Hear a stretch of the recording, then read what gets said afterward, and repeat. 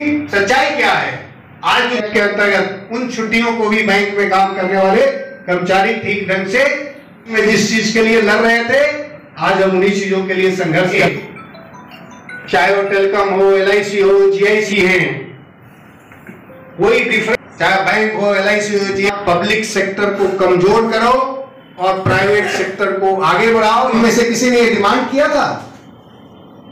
कोई भी श्रम संगठन डिमांड किया था कि इनको खत्म करके सरकार अगर ये कह रही है कि हम मजदूरों के कल्याण के लिए ये हम ला रहे हैं, अगर हम सरकार के बुकलेट का प्रियम्बुल आप पढ़ेंगे तो आपको लगेगा कि सरकार ने मजदूरों के लिए क्या क्या कल्याणकारी बातें सोची है। लेकिन क्या कभी हमने मांग की थी कि आप लेबर कोड लाइए? किसी भी श्रम संगठन ने पूरे देश में यह मांग नहीं की थी। सरकार ने खुद स्वतः अपने मन से श्रम कानून जो बहुत लंबे संघर्षों के बाद बहुत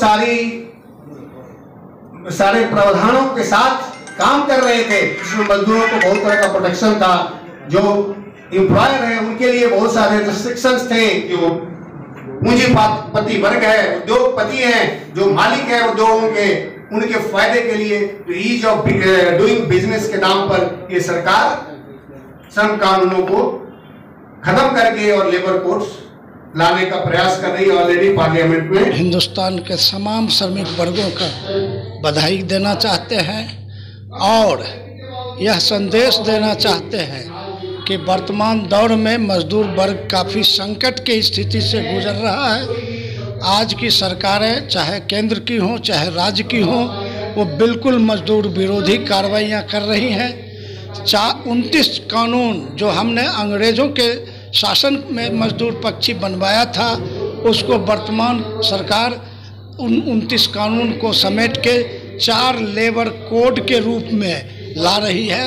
हम इस लेबर कोड को मजदूर वर्ग के फांसी का फंदा समझते हैं, हम इसको स्वीकार नहीं करते हैं और हम इसके खिलाफ 20 मई को हड़ताल करने जा रहे हैं। यह संविधान में हर नागरिक को एक सम्मानजनक जिंदगी जीने का अधिकार है।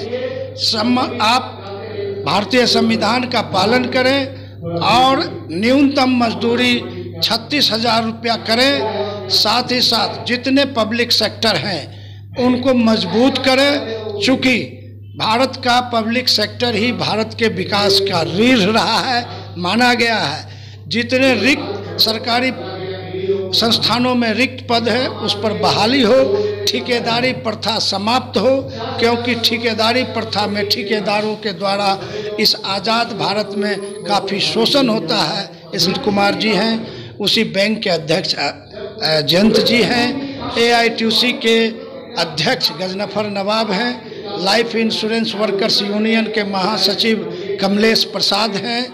इस तरह से हमारे कई यूनियन के प्रमुख साथी आज आए हुए हैं।